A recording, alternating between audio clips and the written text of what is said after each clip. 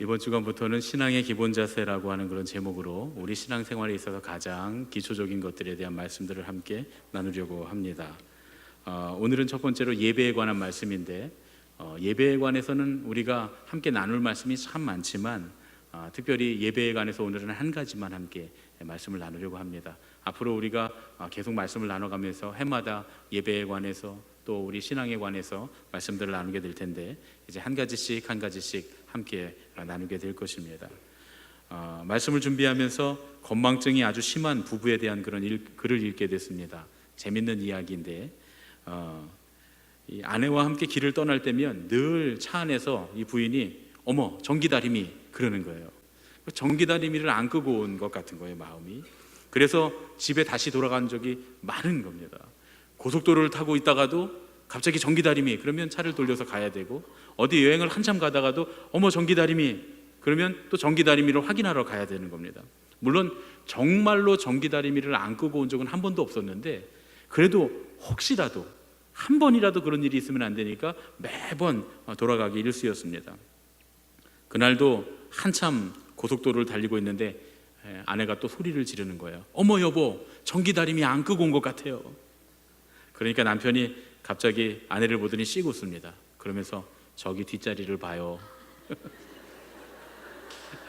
뒷자리를 봤더니 전기다리미가 거기 있더라고요.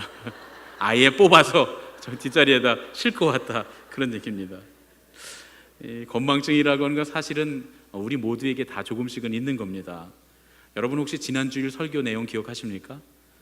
기억하시는 분도 계시고 못하시는 분도 계시고. 그러면 지지난주는 혹시 기억하십니까?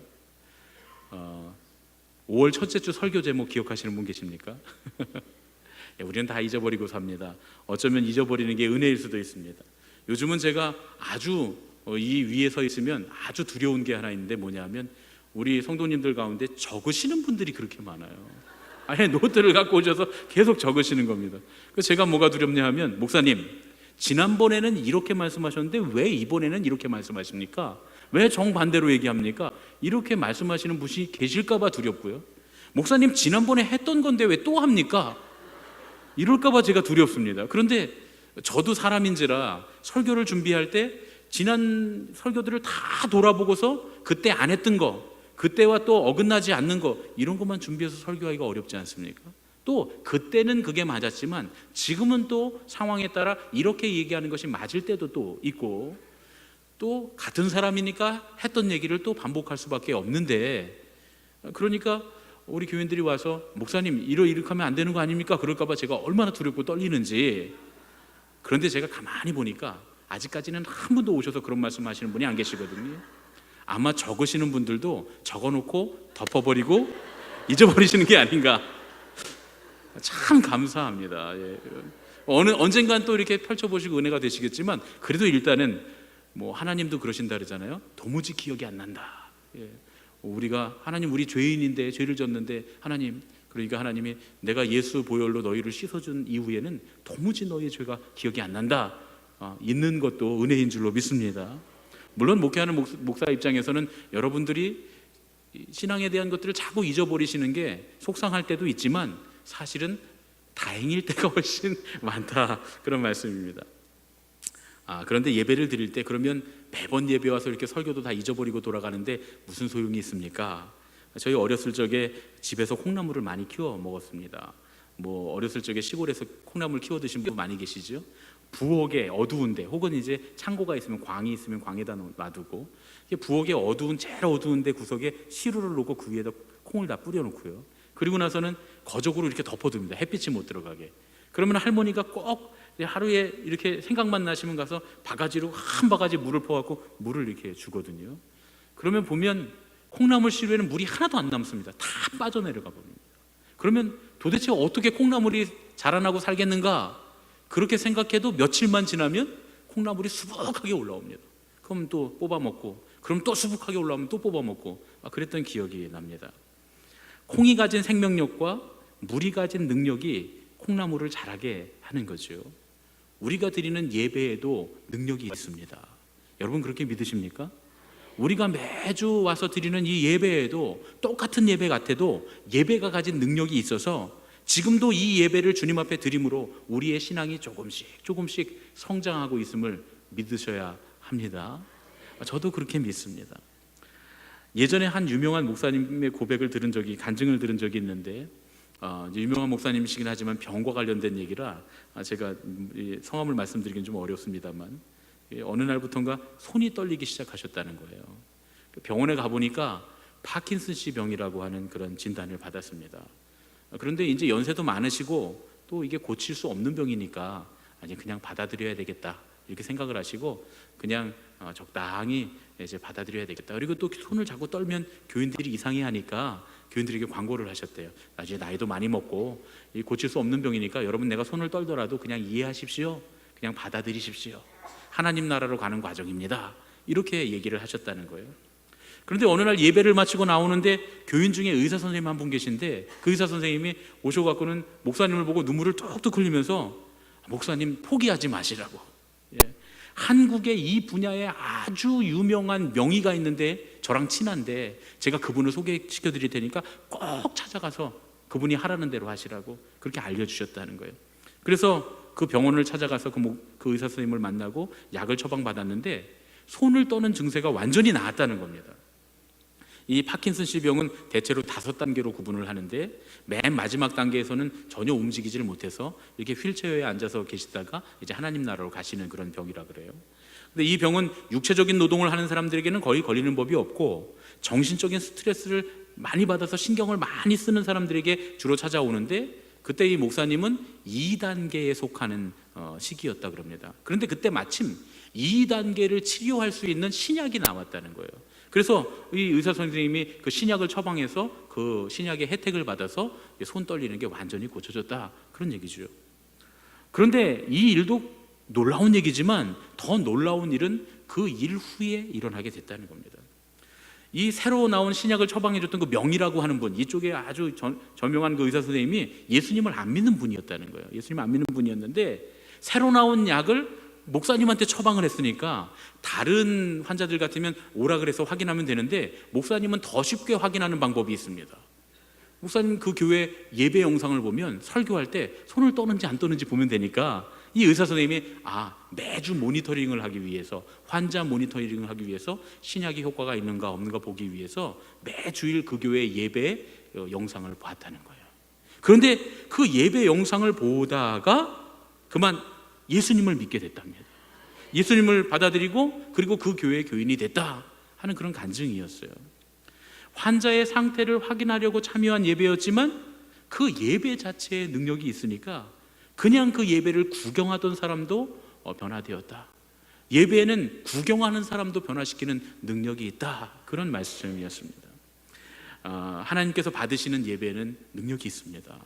우리가 하나님 앞에 온전히 드리는 예배는 우리가 주님 앞에 온전히 하나님께 드리는 예배로 드리면 우리의 믿음도 조금씩 우리의 성품도 조금씩 하나님 나라에 가까워지며 성장해지고 풍성해질 뿐만 아니라 우리를 바라보는 사람, 우리 예배를 바라보는 사람들까지도 구원할 능력이 이 예배에는 있다. 그런 말씀입니다. 그렇다면 중요한 건 하나님께서 받으시는 예배는 어떤 걸까 하는 겁니다. 오늘은 우리가 하나님께서 받으시는 예배가 무엇인가 그 한 가지에 대해서만 말씀을 나누려고 합니다. 하나님께서 받으시는 예배와 받지 않으시는 예배가 있다라고 하는 건 사실 우리에겐 굉장히 심각한 얘기입니다. 오늘 우리가 이곳에 나와서 예배를 드려도 하나님 받으실 수도 있고 안 받으실 수도 있다 그런 얘기죠. 오늘 우리가 읽은 본문은 인류 최초의 예배에 관한 그런 말씀입니다. 가인의 예배를 하나님 받지 않으시고 아벨의 예배만을 받으셨다라고 하는 이 말씀을 통해서 구약 성경인 창세기가 우리에게 말씀하려고 하시는 것이 무엇일까? 오늘 본문 말씀을 제가 새번역 성경으로 준비했는데 우리 함께 한 목소리로 읽어보겠습니다. 세월이 지난 뒤에 가인은 땅에서 거둔 곡식을 주님께 제물로 바치고 아벨은 양떼 가운데서 맛배의 기름기를 바쳤다. 주님께서 아벨과 그가 바친 제물은 반기셨으나 가인과 그가 바친 제물은 반기지 않으셨다. 그래서 가인은 몹시 화가 나서 얼굴빛이 달라졌다. 오늘 말씀을 보면 예배가 제물과 아주 밀접한 연관이 있다는 사실을 발견할 수 있습니다. 예배에 있어서 가장 중요한 요소 중에 하나가 제물이다, 그런 얘기죠. 그런데 가인은 땅에서 거둔 곡식을 제물 삼아 드렸고, 아벨은 양떼 가운데서 맛배의 기름기를 드렸다, 이렇게 말씀합니다. 그러고는 이제 우리가 궁금한 것들은 하나도 말씀을 안 해주세요. 아무 얘기도 없습니다. 사실은 우리가 궁금한 게 있죠. 하나님은 어떤 예배는 받으시고 어떤 예배는 받지 않으시는가? 왜 가인의 건 안 받으시고 아벨의 것만 받으셨는가 하는 겁니다. 이 궁금증은 이 성경의 말씀을 읽는 모든 사람들이 다 궁금해한 겁니다. 사실 우리도 궁금하잖아요. 왜 가인의 예배는 안 받으셨다는 건 알겠는데 아벨의 예배만 받으셨다는 건 알겠는데 하나님 왜 그러셨냐는 거예요. 그래서 어떤 분들은 이렇게 말씀합니다. 하나님은 곡식은 안 받으시고 동물의 피 제사만 받으신 분이다. 왜냐하면 피로서만 속죄함이 있으니까 피 제사만 받으신 분이다, 이렇게 말씀하시는 분들이 계셨습니다. 그런데 그래서 하나님은 유목민의 하나님이지 농경문화의 하나님은 아니다, 뭐 이런 이야기의 논조로 하시는 분들이 계셨어요. 그런데 위험한 얘기죠. 요즘에는 굉장히 위험한 말입니다. 왜냐하면 이게 차별적인 발언이거든요. 하나님은 유목민만 사랑하시고 농경민을 사랑하지 않으신다라고 하는 차별적인 발언이기 때문에 요즘에 굉장히 위험한 이야기로 치부되고 있습니다. 더더군다나 구약의 레위기의 제사법을 보면 동물만 받으신 게 아니라 곡식도 받으셨습니다. 소제라고 하는 제사가 바로 곡식으로 드리는 제사였어요. 그러니까 하나님은 동물의 피제사만 받으시는 게 아니라 곡식의 제사도 받으시는 분입니다. 그런데 더더군다나 오늘 성경을 읽어보면 성경에 전혀 하나님은 피제사만 받으시고 곡식제사는 안 받으셨다, 이런 내용이 없어요. 그런 설명은 하나도 안 해줍니다. 그러니까 더더군다나 성경에 없기 때문에 그렇게 해석하는 데는 큰 무리가 있다, 그런 말씀입니다. 그러면 이 성경에 있는 내용은 뭘까요? 분명히 이 성경에는 있는 내용이 있습니다. 하나님께서 왜 받으셨고 받지 않으셨는지에 대한 그 내용이 있다, 그런 얘기입니다. 오늘 성경에 있는 가인과 아벨이 드린 제물의 차이가 뭘까요? 한 단어로 말하면 구별입니다. 구별. 우리 다시 본문을 보면 가인은 땅에서 거둔 곡식을 주님께 바쳤지만 아벨은 양떼 가운데서 맛배의 기름기, 그러니까 첫 새끼의 기름기를 따로 구별해서 하나님께 드렸다는 거예요. 내용 자체로 보면 가인은 그냥 자기가 이 경작해서 농사지은 그 땅에서 거둔 곡식을 주님께 바쳤지만, 있는 그대로 그냥 바쳤지만, 아벨은 그 가운데서 첫 새끼의 기름기를 하나님께 따로 구별해서 드렸다는 겁니다. 하나님께 드리는 예배에 있어서 가장 중요한 단어가 하나 있다면 그건 구별입니다. 성경은 계속해서 우리에게 말씀하십니다. 하나님께서는 예배를 받으시기 위해서, 하나님께서는 당신을 예배하게 하시기 위해서 당신의 백성을 구별된 존재로 부르셨다는 거예요. 레위기 22장 29절부터 33절의 말씀을 보면 예배에 관한 그런 구별에 관한 말씀이 잘 나와 있습니다. 29절부터 33절 세 번역으로 우리 함께 큰 소리로 읽겠습니다. 너희가 나 주에게 감사의 제물을 바칠 때에 너희가 바치는 그 제물을 나 주가 기쁨으로 받게 바쳐야 한다.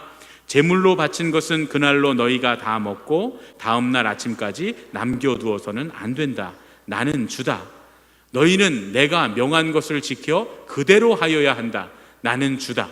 내가 이스라엘 자손 가운데서 나의 거룩함을 나타낼 것이니 너희는 나의 거룩한 이름을 욕되게 해서는 안 된다. 나는 너희를 거룩하게 하는 주다. 나는 너희의 하나님이 되려고 너희를 이집트 땅에서 이끌어내었다. 나는 주다. 내용은 잘 아시겠지요? 32절의 말씀을 보면 주님께서 당신을 예배하는 당신의 백성에게 요구하시는 것이 거룩함이라고 말씀하세요. 나는 너희를 거룩하게 한다 라는 겁니다. 이 예배에 있어서, 하나님을 예배하는 데 있어서 가장 중요한 건 거룩함이라 이렇게 말씀합니다. 심지어 32절에 보면 이 거룩하다고 하는 말이 3번이나 나오는데, 이 거룩하다라고 하는 말은 히브리어로 카다시라고 하는 동사입니다. 맨 앞에 나오는 거룩이라고 하는 말은 코데시라고 하는 카다시의 명사형이고요. 이 카다시는 카다시, 명사형으로는 코데시, 또 거룩하다 만군의 주 여호와여 할 때는 카도시 이렇게 하는 거거든요. 그래서 이 글자들이 전부 다 자음이 같습니다. 그런데 원래 히브리어는 모음이 없이 자음으로만 기록됐기 때문에 똑같은 단어라고 봐도 무방하다, 그런 얘기죠. 그런데 이 거룩하다라고 하는 말, 카다시라고 하는 말은 우리가 주로 거룩하다라는 말로 대표적으로 쓰지만 원래의 뜻, 이 단어의 원어적인 의미는 구별하여 바친다, 이런 뜻입니다. 그러니까 하나님께서 받으시는 예배, 그 예배는 구별된 예배인데 그 구별해서 거룩하게 바치는 것이, 구별해서 주님께 바치는 것이 거룩한 예배다, 그런 얘기입니다. 우리가 하나님 앞에 예배를 드립니다. 이 예배는 거룩한 예배입니다. 그럼 거룩한 예배가 뭡니까? 구별해서 바치는 예배가 거룩한 예배다, 그런 말씀입니다. 그런데 그러면 구별하여 바치는 건 뭐냐 하는 거죠. 아침에 예배하러 나올 때 우리 집에 있는 돈 중에서 신권, 새 돈만 이렇게 구별해 갖고 나와서 바치는 거, 그게 구별일까요? 물론 그것도 일종의 구별일 수 있습니다. 아침에 예배하러 나올 때 깨끗하게 때를 밀고 목욕 째기하고 주님 앞에 나오는 거, 그게 구별입니까? 물론 그것도 일종의 구별일 수 있습니다. 그러나 진짜 구별은 이 레위기 29절에서, 오늘 말씀의 29절에서 우리에게 정확하게 알려줍니다. 함께 읽겠습니다. 시작. 너희가 나 주에게 감사의 제물을 바칠 때에 너희가 바치는 그 제물을 나 주가 기쁨으로 받게 바쳐야 한다. 구별은 뭐냐? 하나님께서 기쁨으로 받으실 수 있도록 감사의 제물을 준비하는 것, 그것이 바로 구별이다, 이렇게 말씀하는 겁니다. 그 제물이 주님께서 기쁨으로 받으실 만한 감사의 제물이어야 그것이 구별된 예배고 그것이 거룩한 예배고 하나님께서 받으시는 예배가 된다, 그런 말씀입니다. 여러분, 예배는 내 걸 하나님께 드리는 게 아닙니다. 하나님께서 나에게 주신 것을 감사함으로 구별하여 드리는 겁니다. 온갖 좋은 것들은 다 빛들의 아버지로부터 내려온다는 것을 잊지 말라고, 형제들아 속지 말라고 그렇게 말한 우리 야고보 사도의 말씀, 야고보서 1장의 말씀을 우리가 기억해야 됩니다. 그러니까 모든 좋은 것들을 다 내게 베풀어 주신 하나님, 감사하신 하나님께 내가 오늘 무엇을 드리면 하나님 기뻐하실까? 라는 마음으로 나오는 것, 그것이 구별된 예배요 거룩한 예배다, 이렇게 말씀하고 있는 겁니다. 아벨이 양의 첫 새끼를 구별하여 드릴 수 있었던 이유가 뭡니까? 감사가 있었기 때문입니다. 하나님께 감사의 고백이 있었기 때문에 일부러 그 자기가 키운 양의 첫 새끼의 그 기름을 구별해서 하나님께 드린 겁니다. 우리도 누구한테 선물을 할 때 그 사람이 소중한 사람이면 소중한 사람일수록 선물에 정성을 담지 않습니까? 선물에 담는 정성이 뭡니까? 비싼 겁니까? 그런 게 아니죠. 몇 번을 생각하고 이 선물을 받을 때 그 사람이 어떻게 반응할지를 생각하는 것, 그렇지요? 그것이 정성을 더하는 겁니다. 그런 마음이 없으면 선물이 아니죠. 우리가 친구들과 함께, 좋은 사람들과 함께 맛있는 음식을 먹으러 갈 때, 우리가 먹으러 갈 때 생각할 때 뭘 생각합니까? 음식을 처음에 받았을 때 에피타이저로 이런 음식이 나왔는데 너무 달콤하고 맛있는 에피타이저. 또 음식은 이런 걸로 재료로 해서 이렇게 맛있게 만든 음식. 끝나고 나면 꽃향기가 나는 아름다운 차. 그리고 끝나고 나서 다 음식을 먹고 나서 한 바퀴 돌아보는데 거기에 아주 꽃도 피어있고 나무도 아름답고 경치도 아름다운 그런 식당. 그 매 순간마다 와, 이런 게 있어? 와, 이렇게 아름다워? 이렇게 향기로워? 하는 그 탄성을 우리가 생각하면서 준비하는 것, 그것이 선물, 진정한 선물 아니겠습니까? 그러니까 그런 맥락에서 예배에 대해서 우리가 좀 과격하게 말한다면, 구별되지 않았다면 그건 아무리 값어치가 있는 것을 드린다고 해도 예배는 아니다라고 말할 수 있습니다. 우리가 아무리 값어치 있는 것을 가지고 와서 하나님 앞에 드렸어도 하나님이 기뻐하실 것을 상상하면서 나의 행동과 나의 마음과 내가 하는 순종과 내가 드리는 예물을 감사한 마음으로 준비해 오지 않으면 그건 예배가 아니다. 여하간에 그건 예배가 아니다, 그런 말씀입니다. 예배에 실패한 가인의 표정을 한번 보십시오. 몹시 분해서 안색이 변했다, 이렇게 말씀합니다. 유진 피터슨의 메시지를 보면 Cain lost his temper and went into a sulk, 이렇게 기록되어 있습니다. 무슨 뜻이냐면 삐쳤다, 그런 얘기예요. 삐쳤다. 하나님께서 예배를 안 받으시니까 가인이 삐쳤다는 거예요. 그러니까 하나님께서 가인에게 물으십니다. 가인아, 왜 삐쳤니? 어린아이가 삐쳐 있어요. 화가 나서 막 얼굴이 울그락 푸르락하고 막 씩씩거리고 있습니다. 너 왜 삐쳤니? 물어보면 뭐라고 대답할까요? 아빠 때문에, 엄마 때문에, 동생 때문에, 언니 때문에, 이렇게 대답하겠죠. 누구누구 때문에, 이렇게 대답할 겁니다. 가인이 오늘 분명히 대답은 안 했지만 이미 가인은 이 화가 난 원인을 하나님께, 동생에게 있다고 돌리고 있는 중입니다. 다시 말하면 하나님께서 예배를 안 받으셨는데 이건 내 문제가 아니라 하나님 문제라는 거예요. 그리고 하나님께서 예배를 안 받으셨는데 내가 화가 났는데 이거는 내 동생 때문이라는 거예요. 그렇게 생각하고 있다는 겁니다. 가인이 말은 하지 않았지만 나중에 동생을 돌로 쳐 죽이는 것도 그렇고 하나님께 자기의 죄악을 떠넘기는 것도 그렇고 생각해보면 가인은 그런 대답을 이미 한 것이나 다름없다, 그런 얘기죠. 하나님이 가인의 생각을 아시고 이렇게 말씀해 주십니다. 7절, 내가 올바른 일을 하였다면 어찌하여 얼굴빛이 달라지느냐? 내가 올바르지 못한 일을 하였으니 죄가 너의 문에 도사리고 앉아서 너를 지배하려고 한다. 너는 그 죄를 잘 다스려야 한다. 아직 가인이 죄를 지은 건 아닙니다. 죄를 지은 건 아닌데 죄를 지을 거예요. 왜 죄를 짓느냐?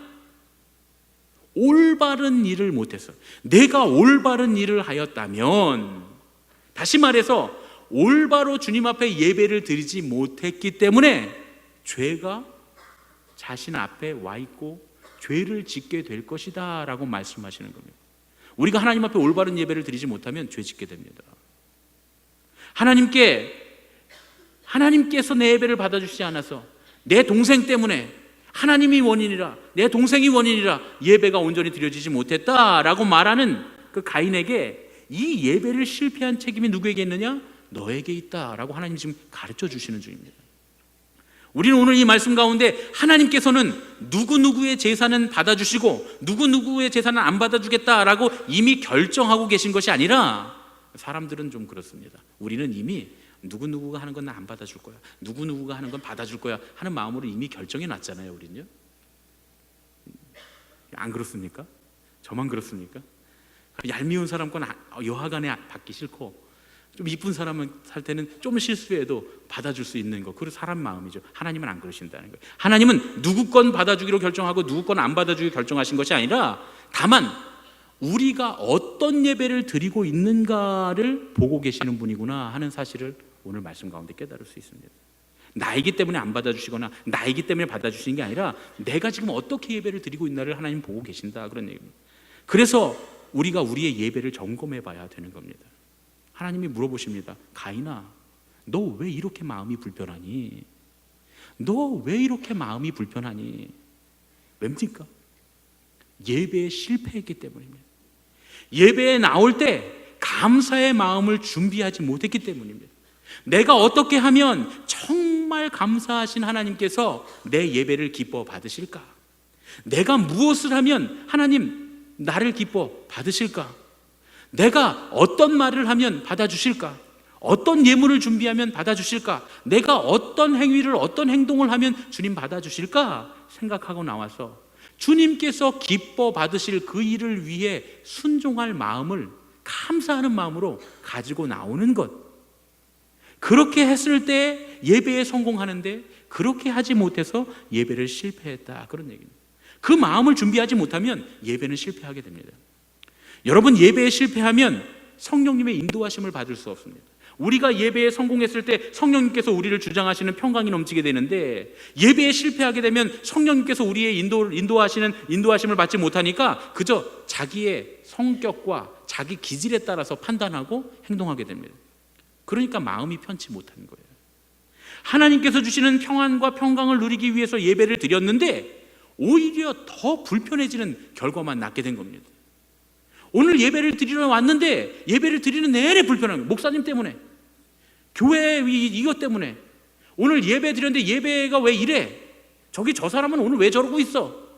이런 것들 때문에 불편해지는 결과만 낳는 거예요. 왜? 그게 정말 그 사람 때문이고 그 교회 때문이고 우리 교회의 예배 형식 때문이고 무엇 때문입니까? 아니라는 거예요. 내가 주님 앞에 감사한 마음으로 어떻게 주님께 해드려야 주님 기뻐하실까라고 하는 마음을 준비하고 나왔어야 하는데, 그것이 구별된 제물이자 거룩한 예배의 준비인데 그렇게 하지 않고 나와서 우리의 마음이 불편해지고 오히려 예배를 통해서 더 불편함을 얻는 결과를 갖게 됐다, 그런 얘기입니다. 우리가 하나님께 드리는 이 예배를 통해서 평안과 평강을 누리려면 우리의 관점이 나에서 하나님으로 바뀌어야 합니다. 오늘 예배, 내가 은혜 받고 내가 주님을 만나고 내가 주님을 경험하고 오늘 내가 위로받고 내가 오늘 충만해지고 내가 풍성해지고 내가 주님 안에서 회복되기를 원해서 예배에 나오면 결국은 불편해서 돌아가게 된다. 그러나 어떻게 하면 하나님께서 기뻐하실까? 감사하신 하나님께 내가 어떻게 하면 기쁨을 드릴까? 라고 하는 마음으로 나오면 그제서야 우리에게는 평안이 온다, 그런 얘기죠. 오늘 우리는 말씀을 통해서 예배의 진정한 의미는 하나님께서 받으시는가의 차원이라고 말씀드렸습니다. 하나님께서 받으시는 예배가 구별된 예배요 거룩한 예배라고 했습니다. 우리가 흔히 잘못 이해하는 것 중에 하나가 뭐냐면 예배 가운데서 우리가 경험하는 것, 우리가 체험하는 걸 예배의 전부로 생각하는 경향이 있다 하는 거예요. 우리가 성경에서 말씀하는 예배에 대해서 유진 피터스는 그 길을 걸으라 라고 하는 책에서 이렇게 말씀합니다. 제가 그 책을 그대로 읽겠습니다. 성경은 예배를 하나님 백성의 공동체 가운데서 하나님의 말씀에 반응하는 행위라고 말한다. 성경에서 말하는 예배는 사람이 체험하는 무엇이 아니라 우리의 느낌이 어떻든 심지어 그것에 대한 느낌이 있는지조차 상관없이 우리가 행하는 무엇이다. 체험은 그러한 예배로부터 발전되어 나오는 것이지 그 반대로 이루어지는 것이 아니다. 이사야는 성전에서 예배를 드리는 도중에 예언자로서 사명을 받았을 때 보고 듣고 느끼는 체험을 모두 했다. 그러나 이사야는 스랍의 체험을 하려고 그곳에 갔던 것은 아니다. 하나님은 자신이 누구인지 계시하셨고 순종을 요구하신다. 예배는 바로 그 계시에 주의를 기울이고 거기에 순종하는 행위다. 무슨 말씀입니까? 이사야가 거룩한 경험을 하고 놀라운 체험을 하기 위해서 하나님께서 주시는 그런 놀라운 신비를 깨닫기 위해서 그 황홀경에 빠지기 위해서 성전에 예배를 드리고 간 건 아니라는 거예요. 다만 감사한 마음으로 하나님께서 나를 부르실 때 내가 하나님을 위해 무엇으로 기쁘게 해드릴까 하는 마음으로 성전에 갔다가 예배하는 가운데 그 놀라운 광경을 체험하고 은혜를 체험하게 됐다, 그런 얘기입니다. 그런데 반대의 경우는 절대로 일어나지 않는다는 거예요. 우리가 은혜를 체험하고 하나님 만나서 회복되고 이곳에 와서 치유받고 그리고 우리가 기쁨을 누리고 평강을 얻고 그러기 위해서 이곳에 왔다가는 절대로 하나님을 만날 수 없다, 그런 얘기입니다. 오히려 반대로 내가 감사하신 하나님께 무엇으로 기쁨을 드릴까 하는 마음으로 왔을 때 하나님께서는 우리가 계획하고 우리가 생각하고 우리가 상상하지 못했던 그런 놀라운 은혜의 체험, 그 놀라운 주장하시는 평강을 우리에게 부어주신다, 그런 얘기입니다. 이게 순서가 바뀌어서는 안 된다, 그런 얘기죠. 우리가 단지 너무나 감사한 하나님께 어떻게 하면 그분이 기뻐하실까 하는 마음으로 주님 앞에 예배를 하러 가면 주님께서는 이사야가 주님 앞에 나와 체험했던 것 같은 놀라운 예배의 경험을 우리에게 주신다, 그런 얘기입니다. 제가 전에 한 목사님께 들은 얘기인데요. 잘 아는 목사님이 교사 헌신 예배를 하는데 사회를 보시러 이제 부장 선생님이 권사님이 나오신 겁니다. 그런데 그렇게 긴장을 하더라는 거예요. 부서에서 아이들하고 같이 예배 드릴 때는 뭐 이렇게 편하게 할 수 있는데 교인들도 많고 어른들도 많으니까 긴장을 하신 모양입니다. 보니까 목소리가 막 떨리고 얼굴은 빨개지고 땀은 뻘뻘 나고 말이죠. 아주 위태위태하게 순서를 간신히 넘어가고 있었습니다. 이제 설교 시간이 돼서 목사님 나오셔서 하나님 말씀 전해주시겠습니다, 이렇게라고만 하면 이제 순서가 다 끝나는 거예요. 그리고 들어가서 앉으시면 되는 건데 권사님이 말씀 순서를 소개하니까 막 여기저기서 키득키득 웃기 시작하고 분위기가 이상해지는 거예요. 뭐라고 말씀하셨냐면 하나님 나오셔서 목사님 말씀 증거하시겠습니다. 뒤집어서 얘기를 하는 거예요. 그러니까 키득키득 웃는 사람도 있고 또 그 부인 권사님은 막 얼굴이 울그락푸르락해지면서 저 남편이 또 저런 것도 실수했다고 막 이러고 그러다 보니까 또 옆에 있는 사람들은 분위기 때문에 웃을 수도 없고 또 그런 이제 어색한 분위기가 됐어요. 그래서 목사님이 나가셔서 그랬다는 거예요. 딱 올라가자마자 하나님 나오셨습니다, 그랬다는 거예요. 그랬더니 다들 이제 마음 놓고 웃은 거예요. 마음 놓고 웃고 나니까 모두 마음이 다 활짝 열려서 그렇게 웃고 나니까 마음이 활짝 열려서 은혜가 넘치는 최고의 헌신 예배가 됐다, 이런 간증, 재미있는 얘기를 들려주셨습니다. 하나님께서 우리에게 기대하시는 예배가 뭘까? 실수가 없는 완전한 예배 아닙니다. 비싼 헌금을 드리는 그런 예배 아닙니다.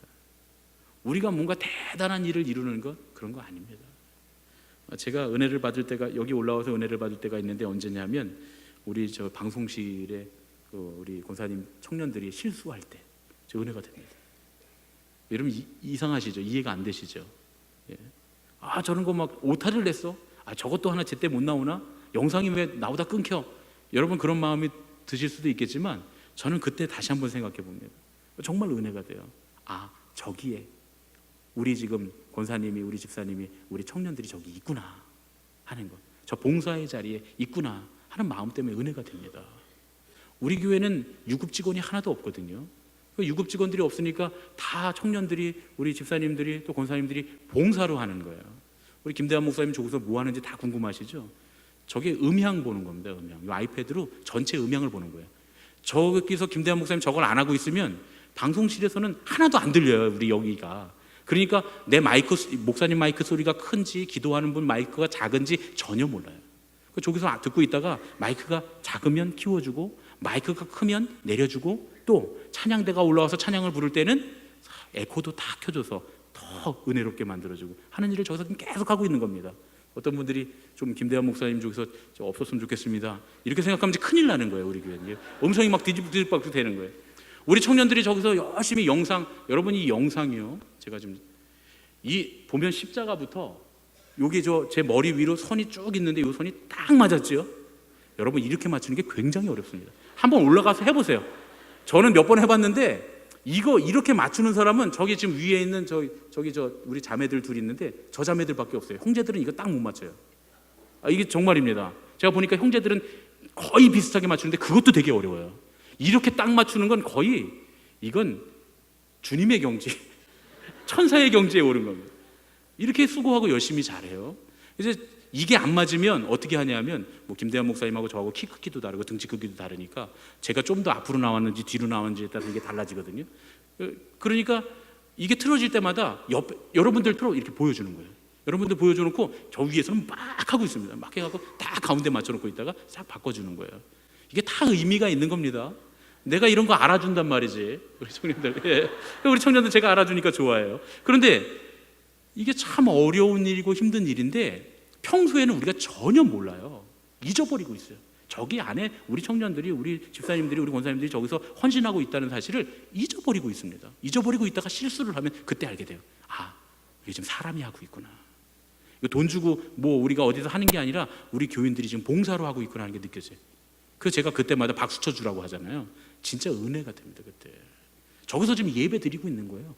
어떻게 하면, 이것도 사실 대충 맞춰도 되는데 어떻게 하면 하나님 기뻐하실까, 딱 맞은 거 하나님 기뻐하시겠지 하고 열심히 수고하고 있는데 그게 준비된 예물 아니겠습니까? 그런 마음으로 나와서 기도할 때도 하나님, 내가 여기서 지금 이 봉사하고 있는 것이 하나님께서 기쁨으로 받으시는 예배가 되게 해주십시오. 우리는 그렇게 기도하고 시작합니다. 우리 새로 장로님들하고 2부 예배 전에 장로님들하고 우리 예배위원들하고 다 같이 모여서 로비에서 손잡고 기도합니다. 제가 손잡고 기도하자고 했던 이유가 뭐냐면, 오늘 우리 교회에서 일어나는 모든 일들이 다 하나님께 기쁨을 드리는 예배가 되게 해주십시오 하고, 저 상징적인 곳 아닙니까? 저 로비는 모든 교인들이 밟고 지나오는 상징적인 곳이니까 그곳에서 여기를 밟고 지나가는 모든 봉사자들과 예배자들이 오늘 하나님께 온전한 예배, 하나님께 드리는, 기쁨을 드리는 예배를 드리게 해주십시오 하고 우리가 다 같이 손잡고 기도하고 있는 겁니다. 하나님은 우리에게 실수가 없는 완벽한 예배, 정말 막 럭셔리하고 막 세상의 방송국에서 하는 그런 예배, 그런 거 원하시는 분이 아니십니다. 오히려 우리가 실수하고 부족하고 연약해도 감사와 기쁨으로 마음을 활짝 열고 드리는 예배, 그걸 하나님은 기뻐하시고 기대하시고 바라시는 분이시다, 그런 얘기입니다. 얼마나 감사합니까? 이게 얼마나 희망적인 얘기입니까? 이게 얼마나 기쁜 얘기입니까? 우리가 어떠해야 되는 게 아니라 우리의 마음만 감사한 마음으로 어떻게 하면 내가 주님께 기쁨을 드릴까 하는 준비로 나오면 그 구별된 마음을 거룩하다 인정하시고 그 예배를 받아주시고 우리에게 평강을 주시겠다 주님이 약속하시는 겁니다. 그게 바로 우리 마음의 구별, 참된 예배, 거룩한 예배인 줄로 믿습니다. 바로 그 구별된 거룩한 예배를 드리는 저와 여러분이 되시기를 예수님의 이름으로 축원합니다. 우리 옆에 계시는 분들과 이렇게 인사하겠습니다. 구별된 마음으로 예배합시다. 구별된 마음으로 예배합시다.